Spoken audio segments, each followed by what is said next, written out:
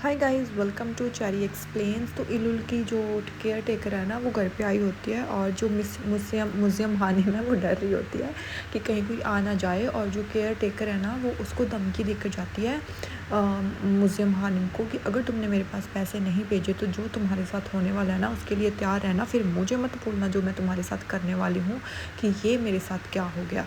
वो बोलती कि श्योर हनी, मेरे को बिल्कुल फ़िक्र नहीं है, जो करना है कर लो। पर मतलब म्यूज़ियम हानी बीच बीच में डर जाती है और बोलती है कि इतना ड्रैग करने की तुम्हें कोई ज़रूरत नहीं है, जो भी तुम्हारे पैसा बनता होगा मैं दे दूँगी। अब जाओ यहाँ से वापस और मैं तुम्हें पे कर दूँगी। तो वो बोलती है कि चलो ठीक है, अभी तो मैं यहाँ से जा रही हूँ पर तुम बोलना मत। और इतना कह के वो वहाँ से चली जाती है।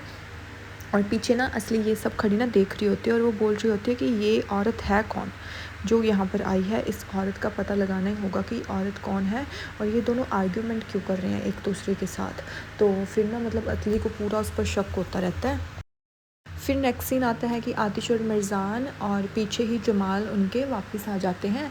तो जैसे ही वो वापस आते हैं ना, तो मिर्ज़ान कार से निकलते ही आतिश को बोलती है कि मुझे ना तुमसे बात करनी है। वो बोलता है कि मुझे पता है कि तुम क्या कहने वाली हो, सो तुम्हें इतना बोलने की ज़रूरत नहीं है, मुझे सब पता है कि तुम मुझसे क्या बात करने वाली हो। तो मिर्ज़ान बोलती कि हमने पहले प्रॉमिस किया था ना कि तुम ऐसे कुछ नहीं करोगे, तो अब तुम क्यों ऐसा कर रहे हो। तुम्हें बिल्कुल भी फ़िक्र नहीं है कि तुम्हारे बाद मेरा क्या होगा। तुम खुद की जान जोखिम में क्यों डाल रहे हो, तुम ऐसा क्यों कर रहे हो।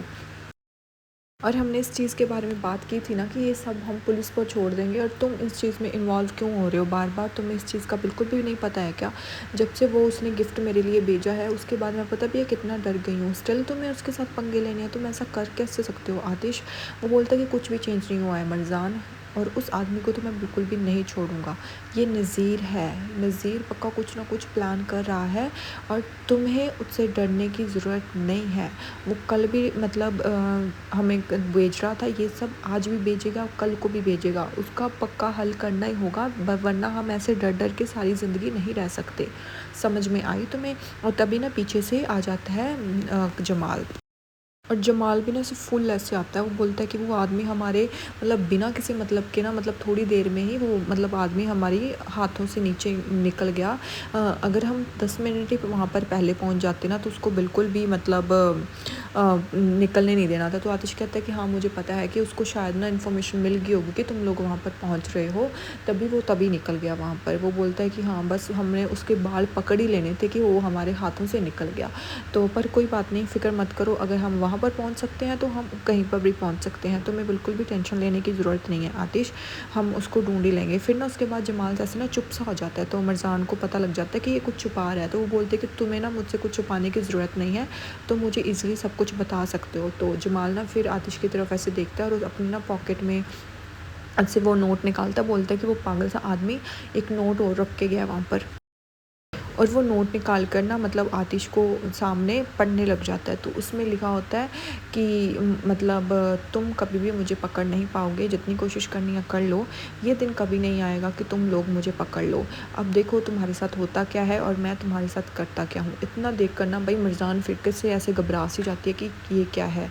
और ना आतिश उससे वो नोट पकड़ लेता है और वो नोट ना अपनी मुट्ठी में दबा लेता है और बोलता है कि इसको तो मैं नहीं छोड़ूंगा, अब नज़ीर बहुत हो गया तेरा। फिर उसके बाद ना वो मतलब फुल ऐसे होता है कि जमाल को बोलते हैं कि कोई बात नहीं, हम बहुत ज़्यादा उसके क्लोज़ थे, पर कोई बात नहीं, ये मौका हम जाने नहीं देंगे, जल्द से जल्द हम फिर उसको पकड़ ही लेंगे। तो मिर्ज़ान फिर से घबरा जाती है कि कहीं आतिश फिर से ना ऐसा पंगा लेने लग जाए। फिर उसके बाद ना जमाल उसे बोलते हैं कि हाँ कोई बात नहीं, हम मतलब कुछ ना कुछ तो ज़रूर करेंगे। तभी उसके पास ना फ़ोन आ जाता है, जो कि फ़ोन होता है इंस्पेक्टर का। वो बोलते हैं कि इंस्पेक्टर की कॉल आ रही है, मैं अभी आता हूँ। फिर ना वो वहाँ से दूर चला जाता है और वो बात कर रहा होता है इंस्पेक्टर से, और बोल मतलब कोई बात करता रहता है। फिर उसके बाद आतिश और मिर्ज़ान अकेले रह जाते हैं।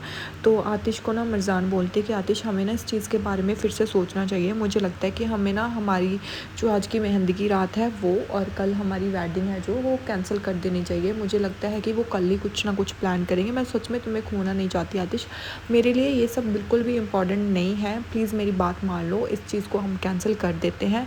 तो प्लीज़, मैं मतलब सच में तुम्हें अपसेट नहीं करना चाहती, पर मैं सच में बहुत डर गई हूँ इस चीज़ों से। मैं सच में तुम्हें नहीं खोना चाहती। तभी ना जमाल वापस आ जाता है। वो बोलता है कि वो लोग वहाँ से क्यों भागे, अब मुझे पता चल चुका है। वो सारा कुछ डिटेल मेरे पास आ चुकी है। तो वो आतिश कहता है कि क्या हुआ।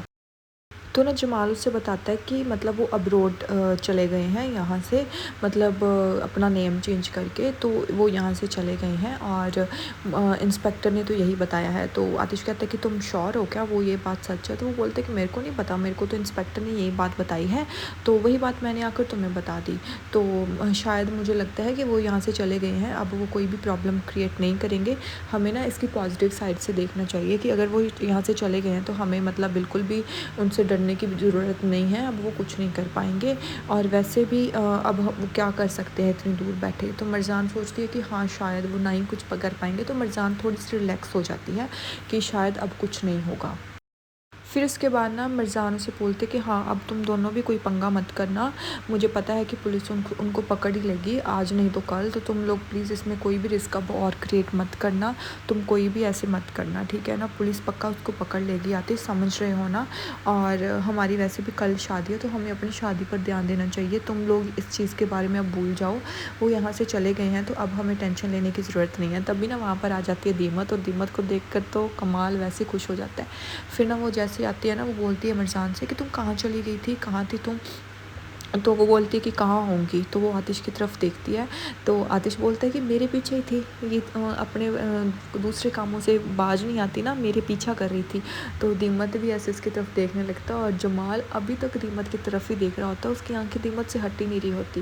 वो बोलती है कि चलो ठीक है आतिश, ओके मैं चलती हूँ, आज हीना नाइट है ना, तो रात को मिलते हैं, इतना कहकर वो वहाँ से चली जाती है दीमत के साथ। और पीछे खड़े रह जाते हैं दोनों भाई, और वो दोनों एक दूसरे उनकी तरफ ही देख रहे होते हैं। फिर उसके बाद ना आतिश ना जमाल को कहता है कि फिर भी ना तुम ये चीज़ लाइटली मत लेना, इस पर ना सीरियस ही रहना कि कहीं वो कुछ और ना कर बैठे। वो बोलता है कि चलो ठीक है। फिर उसके बाद ना हमें सीन दिखाया जाता है कि हाइदर को ना ऐसे उसने बांध सा रखा होता है, और वो हाइदर के पास आता है और बोलता है कि तुम यहीं पर रहोगे हाइदर, अब मैं तुम्हें तो छोड़ के जाने वाला नहीं हूँ। फिर ना वो अपने आदमी को बोलता है कि इस आदमी पर ना नज़र रखना, अगर इसने कुछ भी गड़बड़ करने की कोशिश की तो इसको टपका देना, तुम्हें फुल मतलब मेरे तरफ से इजाज़त है। तो वो बोलता है कि ठीक है, और हाइदर बहुत छूटने की कोशिश करता है, पर उसको कोई भी छूटता नहीं है।